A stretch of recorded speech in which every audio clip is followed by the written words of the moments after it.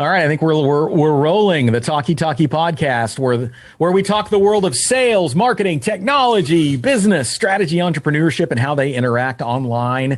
We have a website even at talkytalkypod.com. That's TALKY and then TALKY and then POD.com. Talkytalkypod.com, and you can find us everywhere that only the finest podcasts are consumed. I'm Jake Fisher. You can find me on Twitter at Jake Fisher. And that's my buddy Mike Slack. He's Slack Mike on LinkedIn. That's right. LinkedIn.com/IN/Slack Mike. Love you can it. find me there. Nice. So we were adding this little element. It's the trigger warning. It is possible that there might be an occasional cuss word in this program. It's possible. It's not the foundation of what we talk about. Like we're not, it's not like that's not the thesis of the show, but occasionally an F word comes out and we don't, it just happens. It's like it's an utterance and it's life, welcome to the real world. And if I'm correct, all the surveys we send out to all of our listeners, they've actually indicated that's their favorite part of the program is when I say, what the fuck? And then you bristle a little bit. And I say butt coin. Right. And you say butt coin. Yes. Right. So, yes, exactly. Yeah. By the way, speaking of, we do if we don't have a Patreon or anything, but if you like the podcast, you're welcome to send us donate butt coin. Perfectly. Donate butt coin. Yeah. Right. Absolutely. Yes. Yeah. Absolutely.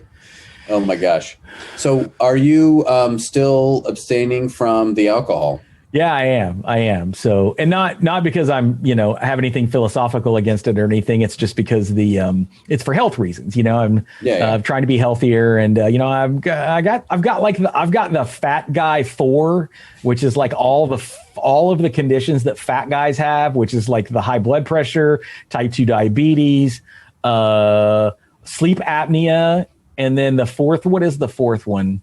There's a fourth one. There's some subset of women that are super attracted to you, right? Yeah, that's the pretty much. Condition. My wife, yeah, pretty much. Yes. And I'm not 100% sure there right now. So, no, what I'm trying to think. There's a fourth one. No, I can't even believe I can't remember all of my maladies. Did you say anything related to heart conditions? Well, high blood pressure. High blood pressure, diadiabetes. I think memory loss. Probably that's the fourth one. I think that's more cannabis related, but that's that's a different. Right. Absolutely. Anyway. Well, I have been on for quite a while now a tequila kick. Yeah. So I like my Reposado tequila. There's a lot of different Reposado tequilas I like. This one is actually the brand that's Dwayne "The Rock" Johnson, his brand of tequila. So, nice. It's pretty good. That's pretty cool. Me gusta. Muy bien. Sí, muy señor. Bien. So I actually am sort of drinking something. I'm just drinking water right now out of a cup. Right. But there is something I just started this week, as part of the whole health kick, and it's this product that I've seen advertised a lot. And this is not I know it sounds like I'm leading up to a joke, and I'm not. This is serious. The product is called Huel, Huel. Okay. And so it's sort of, I don't know if you remember when Soylent came out, Soylent Green is people. It's sort of like that, except for it's not people. It's, but it's food for people, I think is what they say. I don't know what their slogan is, but basically what it is it's like, there's a bunch of different products. Wait a second. Huel, like human fuel? Huel? Well, yes, exactly. Okay. Yeah. I'm with you. Yeah. That's the big brain right there. You got that's right. Yeah. But it's really good. I've really been enjoying it. It's not all the products, not all the flavors are lovely or beautiful, but there's a couple that I found that I really like. And it's been good because, life is really complicated. We're both very busy with our jobs and with lives and with families. And I've been able to grab, it's really quick, shake it up, drink it. It's, 200 or 400 calories. It's filling, and I'm out the door, doing my stuff. So that's what I'm drinking right now. Yeah, that's awesome. I'm kind of boring. Hey, let's talk about sales and marketing for a second. How did you get introduced to this product? It was online. I've seen a lot of ads, and I honestly don't remember. I was on my phone though. I know it was on my phone because I ordered it on my phone. You saw maybe an ad, and I'm wanting to say it may have been like an Instagram ad or something. But I'd seen it before. Like, this is a great example of it was well branded because I knew what it was. Yeah. And the name's familiar to me. Like, I think I know. I think I've heard that name. Yes. Yeah, and the logo, and I'm like, hey, I read about it a little bit. I'm like, I'm going to try this because I've got to get. I need to be healthier. I need to get that fat guy 4 down to like the chubby guy 2. Maybe I could get rid of the sleep apnea. Maybe we could lower the blood pressure. But I'm just curious. Was there a video of their product that you watched, and was that a big part of what sold you on it? Yes. Now, honestly, actually, the video that I watched a couple of videos. It wasn't them. It wasn't from them. It was like unboxing videos on YouTube. It was like, okay, this is my first impression of this product. Yeah. And there was also reviews, So third-party reviews. Yes. And people are being honest. They're like, they've got this product that's hot. Like it's literally, you microwave it with, it's like, 2 scoops of their stuff and like 1 cup of water. You microwave it 2.5 minutes. And there's a couple of flavors, specifically the yellow coconut curry, which is super delicious. But a couple other ones are like just like dirt. So interesting. And all that's really interesting to me right now, because I'm not usually someone who I see an ad, I think that's interesting, I go buy a product. That's typically not how I work. I typically plan things out pretty well, or I just get the things that I know. I'm not very experimental, really, when it comes to buying things. Yeah. I need someone typically who's a trusted advisor, right, type person who makes a recommendation. I go buy that because they tell me, right? Yep. Except for recently, I bought online this deodorant that's supposed to be the all-natural deodorant. And the whole reason I bought it is they have a hilarious, wonderful ad campaign that's video ads, digital ads. All right. And they popped up on my YouTube because I like to watch YouTube. And I bought some. I saw it. I thought it was hilarious. I thought it was catchy, and it made a good point. And then also a friend of mine saw it and they sent it to me, and it was really like, wow, this is hilarious. And also maybe this will solve, your deodorant smell problems, right? Your underarm smell problems, right? And I'm like, wow, that's great. I go and I buy a 3-pack. I didn't think about price. I didn't think about any of the rest of that stuff. I'm just like, yeah, I'm going to go give it a shot. So when they arrive, if it's good, then I'm going to set up for their subscription model. Man, that was stinking smart. They really put it together well. How do they get someone who's in their mid-30s to try a new deodorant? You make them laugh, and then you also educate them at the same time. It was really brilliant. So when I think when you get it and you're going through the assessment process of like, is this right for me or not? Be sure and ask the people that are your loved ones that are close by. Ask them. I will. Just saying. I mean, we're recording this over Zoom, so I don't really care. Right. Well, that's the thing. I'm like, after watching the video, then I was also so dissatisfied with my standard aluminum-based deodorant. I'm so angry at it, right? No wonder my undershirts are getting yellow. It's the aluminum what? That's what causes that? Yeah, that's what the video told me. And so why do I believe them? I don't know. It's a marketing video. It's people like you and me making shit up, maybe. Or maybe it's true. I don't know. But I bought it, and that's why. And then I also was like, man, look at all my undershirts. Why is all this yellow there? I threw away all my undershirts, bought all new undershirts, bought black undershirts. I got to get rid of the yellow. It's a problem all of a sudden, right? Yeah. And then, so now secondary buying. So now I did all this secondary buying based on this one video. It was crazy. That's interesting. That's really cool, actually. I mean, I kind of think I will be really fascinated to learn like what the results are. Like, does this thing really work? A couple months in, are your shirts not getting yellow? Like, Exactly. Are my shirts not getting yellow? That's the number one test. Smell, I don't care. It's other people's problem. Yeah. That's awesome. Well, talk about books. Yeah. We can talk about books. Are you reading the same thing as last week? No, I've got a new book. Oh, cool. Which is a book I read a long time ago called Stumbling on Happiness. And it's written by Daniel Gilbert. It was written a while ago, and I read it a while ago, and I'm reading it again with a book club of mine. And let's see, I was trying to get 2005, so 15 years ago. But the guy's a Harvard professor of psychology. And from what I remember from maybe 10 years ago when I read it, one of the premises is that we have a hard time anticipating with accuracy what will make us happy. Yeah. And as I'm rereading, I reread the first chapter this morning. It talked about one of the things that makes humans distinct is their ability to anticipate the future and think about and plan for the future. That makes us different and unique from other animals on the planet, right? Yeah. So like it gives the example that squirrels can bury a nut, right? And that looks like they're planning for the future, but really they're kind of responding to some long ingrained stimulus, right? The days get shorter. They recognize that. They know there's going to be a winter, and they respond to the stimulus of the days get shorter by hiding nuts, and then later they go find those nuts, right? And so he spends some time in the beginning talking about the difference between humans and animals and their ability to plan and think about the future, and then why it is that we can plan for the future, and about the frontal lobe of the brain, how over a relatively short period of time in the history of existence, like 2 million years, our brain mass doubled, even though our bodies overall didn't double, right? Just this one part of our body doubled. And for the most part, that mass growth occurred in the frontal lobe, where executive function and planning skills are located, right? So it's this unique ability of people to plan and think in the future. And so sometimes, though, that causes us to, if I'm remembering where the book goes, right, and it's been 10 years and I'm rereading and I'm just in the first chapter, if I'm remembering where it goes, it's a little bit into how that ability sometimes can be a disability, and how that ability can sometimes cause us to have anxiety and worry, because we're living in the future that's not yet the present.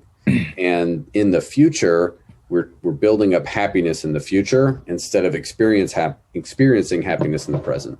Yeah. So that's what I think the book's going to be about. The next time we record the podcast, I'll probably have read more and can remember more and maybe share a little bit more explicitly.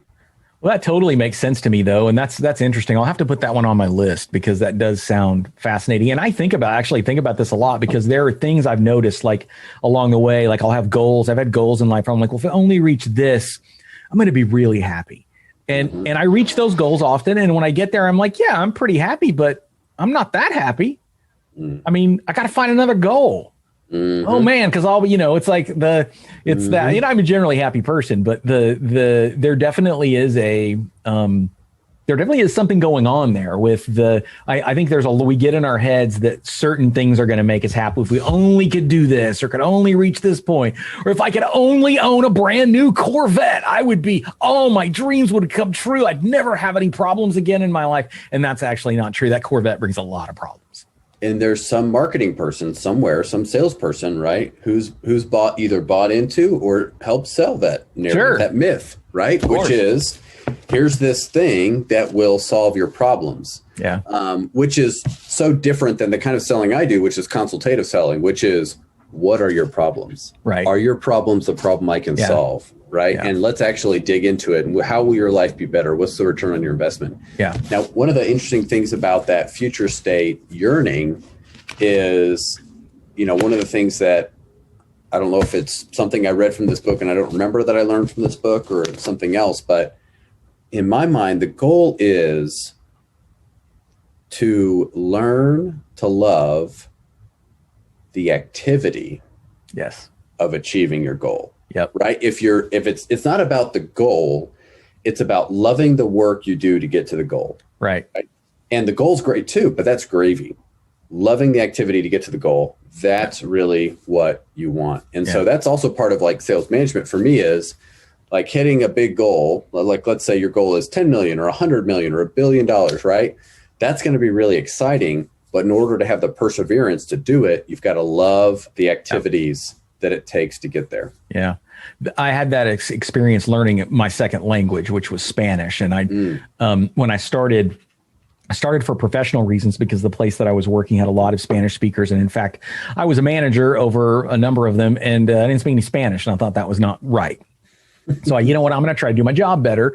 I'm going to earn the respect of the people that I work with, because I'm going to learn that language. Because all of those folks that I worked with that were Spanish as a first language, those folks had gone through the process of learning English. I at least could make the effort. And so the end result was to have a degree of fluency enough to earn the respect of my coworkers and my colleagues. Truly, what happened was I got a little bit in it, and it was really fun. And the key to that is you just have to you have to be willing, and you have to understand right up front that you're going to sound like a moron. People who are Spanish speakers, when you're learning a second language, when you're learning Spanish or just learning a second language in general, and you have to practice it, which means you have to talk to people, you have to communicate, which means you're going to make a lot of mistakes, and you're going to sound like an idiot. So I woke up every morning when I was really in the hardcore learning process going, first thing in the morning, Jake, you're going to sound like an idiot at least once and probably multiple times today. And I'm okay with that. It's actually very Buddhist of you, right? Really? Interesting. Yeah, it's very Buddhist. One of the principal tenets of Buddhism is that you must learn that life is suffering. Oh, pain. Yeah. Life is suffering. Totally. It's the first tenet. Life is suffering. It's the first tenet of Buddhism. Yeah. Right? Life is suffering, right? And you don't have to be depressed about it. What you have to do is you have to accept it as reality. Yeah. And that's the whole point. It's reality. Yeah. It's not bad. It's not awful, right? Cold calling is hard. Yeah. That's reality, right? But hard isn't bad, right? Suffering isn't necessarily bad. Right. A sales trainer who's a good friend and mentor of mine operates a business, and one of the tenets of that business, within that business, and the philosophy that they espouse is that you've got to learn to fail to win. So you've got to learn to fail in order to win, because it's going to take a lot of failures. Mm-hmm. If you're competing in anything, quite honestly, that's worth winning, mm-hmm. if you're winning the first time every time, you need to elevate to the next level, right? Yeah. Keep elevating to the next level. Right. Are you pushing yourself if you're only doing the things that you know you're going to win, right? Yeah. You've got to learn to fail if you're going to win big. I really like expanding on that. I like this concept, and it's something that I talk to my wife about sometimes, because she's a school administrator, really thinks deeply, deeply about these mm-hmm. things mm-hmm. And so one of the things that we talk about a lot, and she's an idea she's introduced to me that I've used in my professional life, is that the key is to fail early and often, and fail with low stakes at first. Mm-hmm. You don't want to go do the thing. You don't want to go skydive, for the first time, just jumping out of an airplane by yourself. There's really high stakes involved there. Start with the school, you do the training and you learn how to do little things. And if you mess it up, it's okay, because the stakes are low, and work your way up to we have this thing in our business. I'm sorry, about failure. We have this thing, there is nobody, and we tell everybody this when we hire someone, there is nobody in our organization that has created a bigger fail than me. Tens of thousands of dollars worth of mistake that I made. So anytime somebody that works for me is I made this mistake, it's going to cost $1,000. I'm well, let me tell you a story about what I did. Now everyone gather around, and Papa Jake is going to let you know. I'm going to tell you how I lost $30,000. Well, that's fantastic. That's great that you open up that space for that. Sure. It's not on our list of things to talk about, but one of the stories that's in the news that we really should comment on is really the big story in tech, which is that Jeff Bezos announced that he's going to step down from Amazon. Yeah. And, talking about how the decision-making process and failing with low stakes, because he's stepping down, I guess in July or something of this year, there've been a lot of articles about him, his philosophy, his approach, the things he teaches folks. And one of the things I've read several times when talking about his management style and what he espouses and teaches his executives is the difference between one-way doors and two-way doors with decision-making. And have you heard about this before? No, this is great though. Yeah. So a one-way or a two-way door, that is a decision that if you decide later to change your mind, you can change your mind with relatively low cost, right? Mm-hmm. And relatively low effort, right? So you choose a vendor to be your pizza delivery vendor for your business, right? That's a two-way door, right? Mm-hmm. If it doesn't go well, you can change that decision pretty quickly, pretty easily, not a lot of investment, not a lot of heartache, right? So those decisions, he says, should be made quickly. They should be made quickly, and you shouldn't invest a whole lot of time, energy, money in those decisions, because they can be undone if it doesn't work out. Then there's one-way doors. One-way doors are decisions where once you choose a certain path, it is extremely challenging to choose a different path, or it's impossible to choose a different path from that point on. Mm-hmm. Those decisions should be slow, intentional, careful, methodical, and lots of eyes, as opposed to the two-way doors, right? Which are quick decisions you can go back and forth if you needed to, right? So related to the idea of failing, making, if something is a major decision, hard to change, or a relatively insignificant decision, not as hard to change, what kind of decision making should you have? That's really interesting. That's smart too. Yeah. You know what? This is a great example of something that I think a lot of the best sort of kind of entrepreneur trainers and business executive trainers do. And that is they take a concept like that and they make a shortcut, an intellectual shortcut. It's and you can immediately think about like, okay, is this a one-way decision or a one-way door, two-way door? What kind of decision is this? Let's decide kind of what that is up front, and then we can make those decisions. Absolutely. I've got one that I use a lot, and it's about like when we're trying to figure out something in the business, like a new function, and oftentimes it's like my initial thought, because I'm like from where I come from, I guess I just always think, well, how am I going to get this thing done? And I have to stop myself and go, no, who am I going to get to do this? Who am I going to hire to do this? Like, who am I going to, like, how am I going to get the very best person in the world to come work for me and do this for me? Absolutely. Anyway. Yeah, it'll be interesting to see about the Amazon, what he does, what he moves. The guy, I mean, I think he's staying on as he's executive chairman. He's got so much, he owns so much of the company. He's on the board and he's going to be the chair of the board, I guess. Well, I think he identified, which was very interesting for a lot of folks, he identified specifically what he wants to spend more time on, which is Blue Origin. And then the space thing. That's his space thing, right? Okay. So he's going to compete with Elon for space. Who's going to own space? And who's going to deliver toilet paper faster to Mars, right? I'm pretty sure it's Jeff Bezos, right? Yeah, he's going to probably.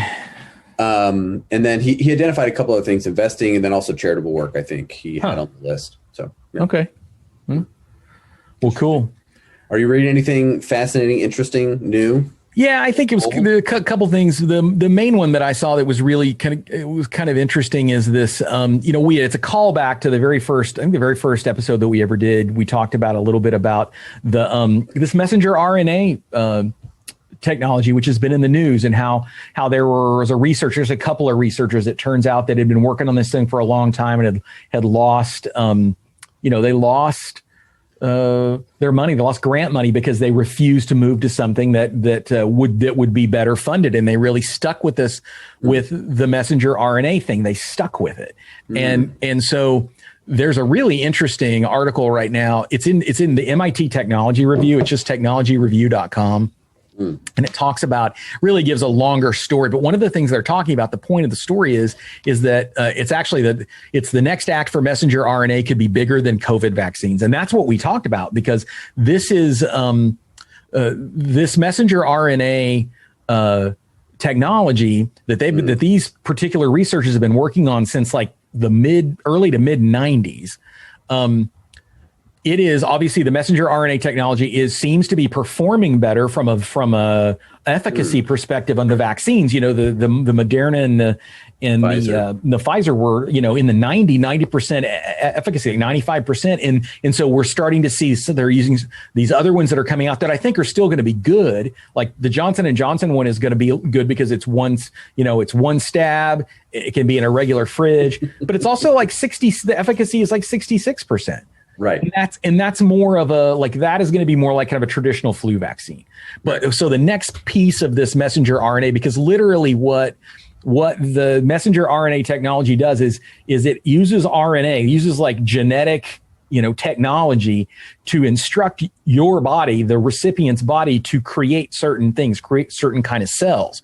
And so they're thinking that they're going to be able to solve, or at least significantly treat, a lot of things, including cancer, including sickle cell, which impacts a lot of people in the United States. They're thinking even HIV. Wow. And so, and this is the thing, like we think about it, it reminds me, if you guys there, did you ever see Charlie Wilson's War, the movie with Tom Hanks? And you know what? I didn't watch it. Oh gosh, it's so good. You got to watch that. Okay. There's a scene in here, and at the very end of the movie where one of the main characters, what he's talking about is he tells this story about how it's a fable, about these things that happen to this little boy. And so something happens to this little boy. He gets a horse, and he says, oh, how great for him. It's like, well, we'll see. The wise man says, we'll see. He falls off the horse and breaks his leg. And he's like, oh, that's terrible for the boy. Wise man says, we'll see. Yep. There ends up being a war, but he can't go serve in the war because he's got a broken leg. Oh, good for him. Well, we'll see. And so it's this kind of thing like there. Yeah. And so what I'm wondering is if all of this, the time and attention that we have spent in order to have these really miracle, mRNA vaccines, like, is that also going to, like, is all of that work and our resources also going to significantly contribute to the eradication of HIV and cancer and sickle cell disease and all those things? That's a very interesting thing. And so it's a very, there's a very like fine balancing act in my mind, and it deserves subtlety in my mind when thinking about situations like this, which is the long-term societal benefit that may come from tremendous adversity. Yeah. And we're not happy that COVID happened. We're not happy that a pandemic happened, right? Yep. But did it cause certain circumstances and situations in which tremendous amounts of research and advancement that would have taken far longer happen in a compressed period of time? So that's the very subtle, and it's not it's not necessarily like moral decision making. Like, no one would say, we're glad COVID happened, but we might say, as a consequence of something like this happening, there was a different attention to this kind of research, and that attention that wouldn't have otherwise been applied, maybe, or funding or whatever it might be, certain things happen as a result, right? So sometimes those things happen because of good reasons, right? So I think a whole lot of computer science technology emerged from going to the moon. Yeah. And a lot of other kinds of technology emerged from what does it take to get to the moon? You had to create a whole lot of things, innovate. But that was a big problem around, like, how do we not die in outer space, right? Yeah. How do we land a rocket on a rock that's floating around the Earth, right? So you have to invent a lot of stuff. How do you overcome a giant challenge like a worldwide pandemic that is not deadly enough that the whole world takes it as seriously as they should, in particular the United States, but it's just deadly enough that it strains the hospital systems and can be extremely fatal to folks with underlying conditions, and it spreads at an incredibly rapid rate. So all these conditions put together say, like, wow, we have to put a monumental effort into fighting something. It's almost like, I hate to use a video game analogy, but I'm using a video game analogy, right? I love Legend of Zelda games, right? And Zelda, or Link, who's the main character, the protagonist, at the beginning of the game, he's a weak little kid, oftentimes. And he becomes stronger and stronger and stronger because he has to in order to defeat Ganon, the ultimate boss, right? What are the things that we do in life that, because there's a big bad out there somewhere, we increase our strength, our skills, we learn to fail, we learn to accept suffering, and then figure out how to overcome it. Yeah. Yeah. Yes, that is a lesson that is played out in my life. I can look back on it and go, that was not. The same thing applies. What's that? I'm saying I look back on stuff like, sometimes I see, this is terrible. I'm going to sound like a boomer, and I'm not. But I mean, I'm kind of getting close to what people would think of. I'm Gen X, but I see these. Okay, Xer. Okay, exactly, Xer. That's right. I see the people complaining, sometimes young people complaining on, in the media or whatever, talking about, like, I don't even know what it is. It's like, we can't get ahead in the business. We can't get ahead in life. We can't make any money because all these boomers, got all the jobs. And it's like, could you imagine if the messenger RNA technology, like, cures all of these horrible diseases? The boomers are really, it would probably be my generation, the Gen Xers, we're going to live to 150. And you whippersnappers, you young folk are gonna be waiting for a long time. Oh yeah, take my place. Absolutely. Well, the one thing I was going to apply this to as well is you think about business and you think about the same thing absolutely applies to your business, right? Think about the story you told earlier in the show. You made a $30,000 mistake, whatever it was. Yeah. How much of a better business do you have now today because of that mistake? Oh, yeah. Right? How much better are you at onboarding, giving permission to people to experiment, their ability to fail? It's okay, right? Yep. Because I made this big mistake. And you know what? It didn't kill me, but I sure as heck don't want to do it again. That's right. Yeah. And so I'm going to create some boundaries, right? Yeah. Because I learned this thing, here's some good boundaries that we need to operate within. I feel like big mistakes like that are like the chicken pox. It's like it's going to happen, but you better not get it again. Right. You know, yeah, we can make a $30,000 mistake, but let's make some different mistakes now, not that particular one. So absolutely. Yep. Anyway, do you want to talk about this next thing that we were talking about, the characters? Are you ready to talk about that? Oh, man. I love this so much. Yeah. You know what I love? Great idea. I love movies. Number one, I love movies. I watch a lot of movies. Number two, I love sales movies. I love movies about salespeople. I love movies about sales guys. I love movies about horrible sales guys. I think they're fascinating. I think they're very entertaining. And I think we can learn a lot about what not to do. But there's always something, because I'm a sales guy, that even the horrible sales guy, there's some kernel or nugget in there that is an admirable trait, right? Maybe not on a moral perspective, but maybe just on a work perspective, right? Yeah. A dogged determination perspective or something like that. So I was curious who some of your favorite characters are from movies, sales guys in movies, if you have any. Sure. Are there any who are good? They don't necessarily have to be good people, just your favorite sales characters from movies. The one that comes to mind, like the very top is the character that the actor Ryan Gosling played. Ryan Gosling, former Disney kid, I think, grew up as a lifelong. He was a Mormon, Shout out to my LDS friends. But he played in The Big Short. So the movie was The Big Short. He played this character named Jared Vanette. Vinet or something. And so if you remember this character, like, he was very enthusiastic. He had a very abrasive personality. But he was very sure of himself. Yes. And very confident, but also like he had an idea. He was determined and had an idea. If you recall at the end of the movie, if you remember how it is, like he was holding a bonus check because he was really one of the few people that recognized that the housing bubble, which according to the movie, that the housing bubble was much worse than really what people thought. And so he got his customers into short positions, and he made Deutsche Bank a lot of money. He made him say, I'm wanting to say it's like $47 million check or something for for what he did. Yeah. Love that character. And can I ask, what is it that you love about him? That he's passionate about, like he believes, like he sees something.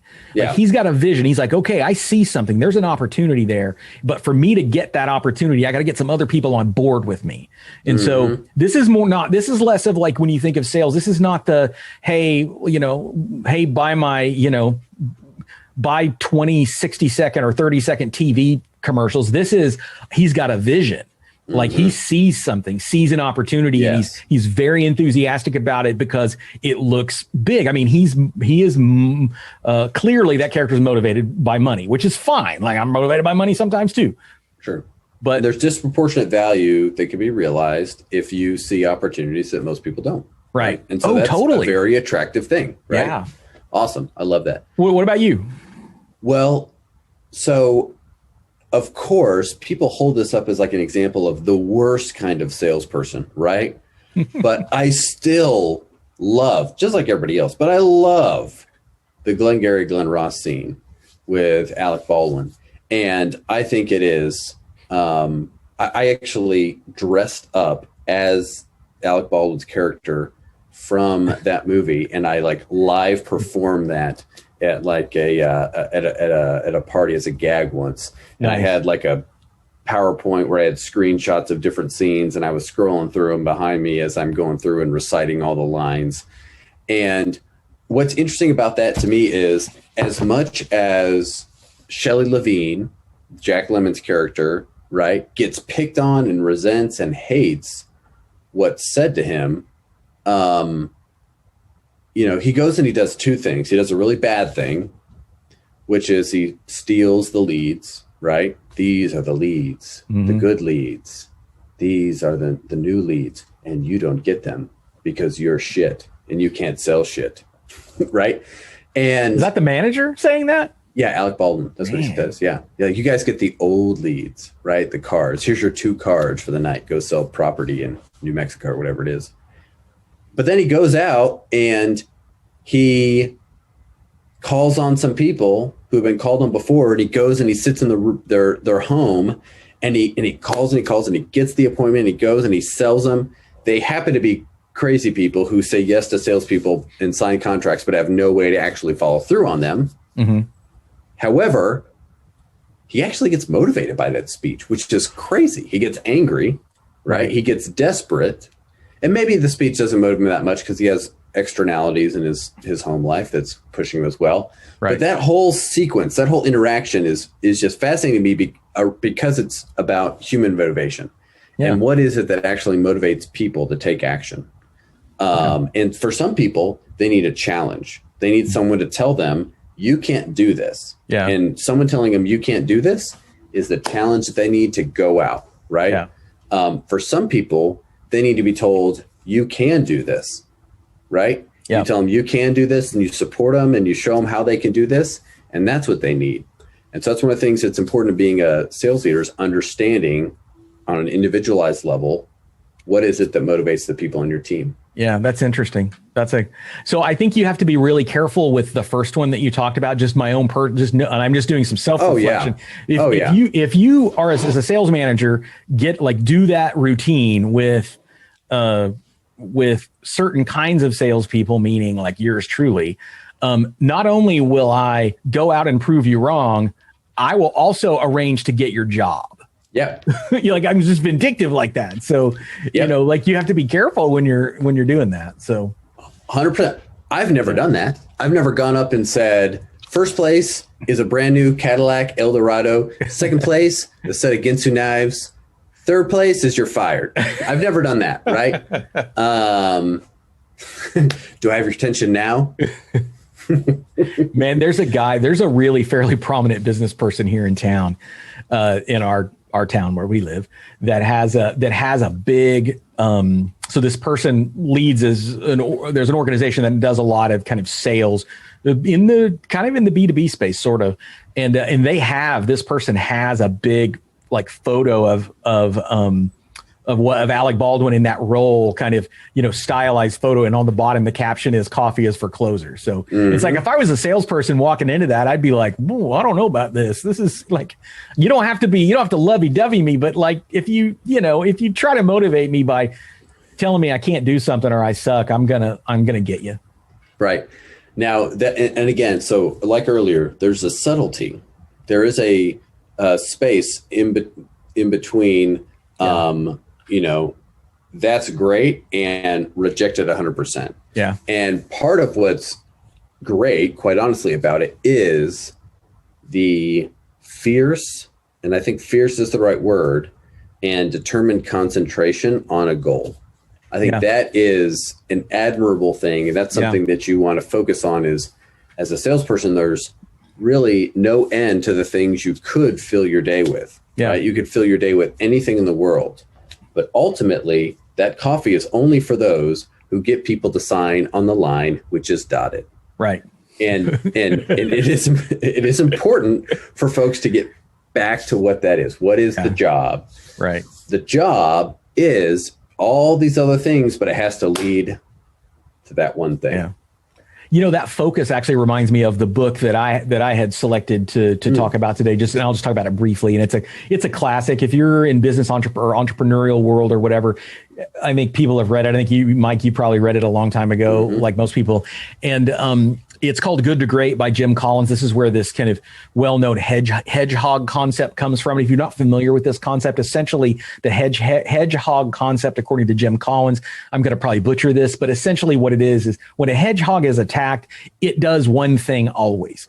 It rolls up into a ball with all its little spinies coming out, and it turns itself into just a big ball of, I don't even know, big danger. Ball of, yes. And that's all. And that is what it does. It's super simple.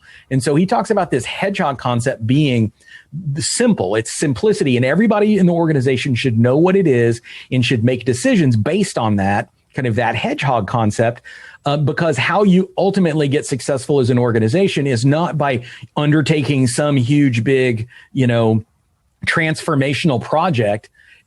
What it is it's these little incremental decisions along the way that are guided by something simple. And so the thing that you're talking about is, having this kind of singular idea about what it is you are, what your job is, what you're trying to accomplish, I think dovetails nicely with that. And I think, boy, in business, the more simple that you can be, the easier it is for everybody on your team to be able to recite the same sentence or two and understand it and believe that that's what we're about, the more success you're going to have. Absolutely. Yeah. Yeah. One of the funny things is it's hard to craft that sentence about yourself. It's hard to actually write that. Sometimes it's easier for someone else to write that. Yeah.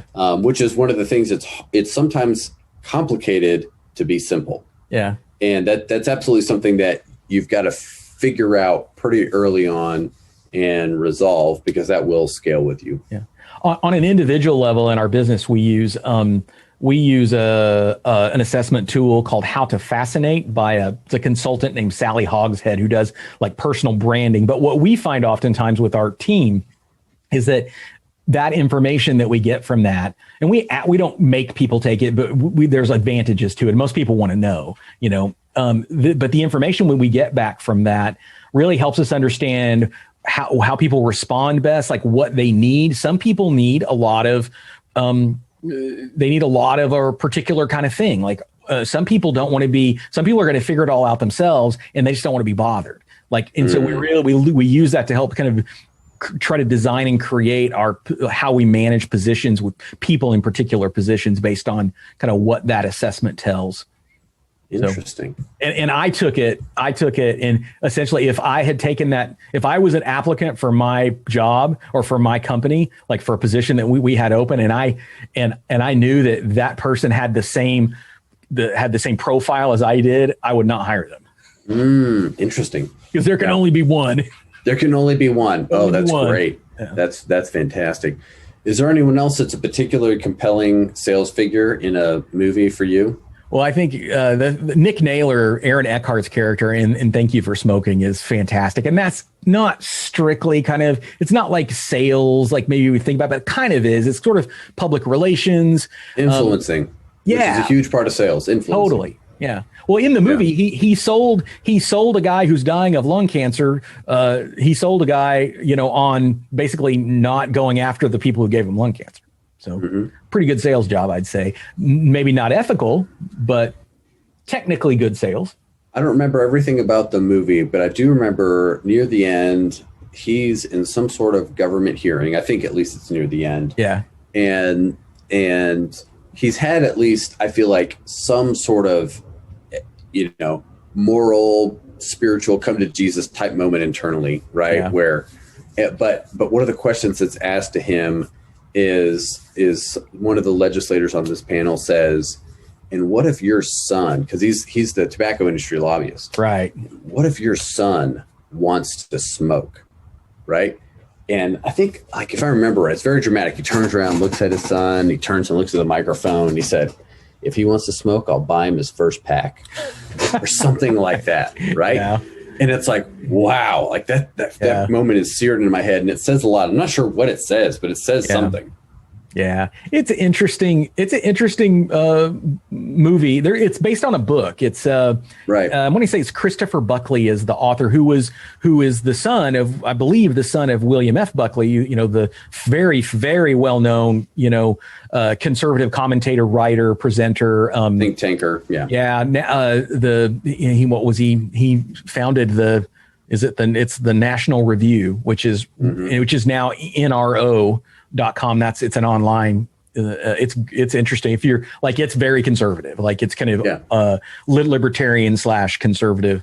But and so that's actually where that moved. It's kind of interesting. That's where the position, kind of the political position or political perspective of that movie and book came from, because the senator you're talking about is this Finister, I think was his last name, was a total like complete parody of like New England liberal politicians, kind of like he was sort of the Bernie Sanders before really kind of Bernie was in the big national spotlight. They had made this character and he was from Vermont. And the argument was, they were trying to put these, these death labels on cigarettes, and Nick Naylor comes back at the senator from Vermont and says, well, how many people does Vermont cheese kill? The cholesterol situation, which by the way, the cholesterol was the fourth fat guy malady that I forgot. Oh man. Yeah. Cholesterol. You know what? Some would say you planned this from the beginning so you could bring it home to reward the faithful listeners who have stayed with us for the last 50 minutes. Exactly. Well, what about you? Any more of those figures that the characters in movies? I'll tell you a moment that I love from a sales movie, and it's from Wolf of Wall Street. The moment I love from that movie is there's a moment when Leo DiCaprio, his character, whose name I'm blanking on for a second, but that guy Jordan, whatever his name. Yes, exactly. Yeah. Belfort or something. Yeah, right. That's it. Jordan Belfort. Yeah. So Jordan Belfort, and he's, I think because of regulatory issues, whatever, like he's going to step down and retire from his post. And then he's having like a big meeting and he's got the microphone. He's talking to the whole sales team, and he looks out and he starts like telling stories of people. Right. And he tells a story about like a woman in the audience who was a single mom and came to him and said, I don't have anything. I don't have a suit. I don't have anything I need to do this job, but I will work hard and I will make it happen. And he was like, and what did I tell you? And she was like, and what do you need? And he was like, well, I need an advance on my first salary because I don't have money to buy a suit. Right. And you gave me a $10,000 check or something like that. And then she goes on to become a phenomenal salesperson for the company and is incredibly successful, right? And then everyone cheers and roars, right? And one of the things that is interesting to me about that, and quite honestly, I take a lot of pride in as a salesperson, is the idea that your work can actually create wealth for others. Absolutely. If you do your job well, you can actually create wealth for others. And there have been certain moments in my sales journey where I have seen how my work has bettered the lives and the financial lives of the people that I've actually worked even for, right? But like my work actually makes their life better. That's a pretty darn good feeling for me personally. Yeah. I totally get it. I have the thought that I often have. I go back to this guy, Dan Sullivan, who's the kind of entrepreneur coach. He talks about, he's got one of these intellectual shortcuts where he talks about who do you want to be a hero for? Like, who do you want to be a hero to? And I've seen, like, maybe I've told you this, but I've seen in my own business and life where we've worked with people over multiple years, like family business.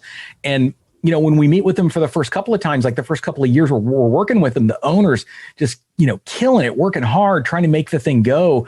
And then, the work that we do helps them. And the owner ends up replacing his or herself with a staff member. And now they're hanging out with the family more. And like, that's who I want to be the hero to, is that family and those kids and grandkids that are going to get to see their parent or their grandparent more, because we were able to free him or her up. And then also somebody's got a really great management job now because they're doing the job the owner was doing before. And so we have created that wealth for them. Exactly what you're talking about. Like, I love that.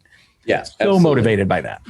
Absolutely. And so that's the thing that, I think we need more hero stories around salespeople. Yeah, I agree. Who create wealth for others. Yeah. Ethically. Yeah. Let's just throw in ethic. Let's sprinkle that in there at the top.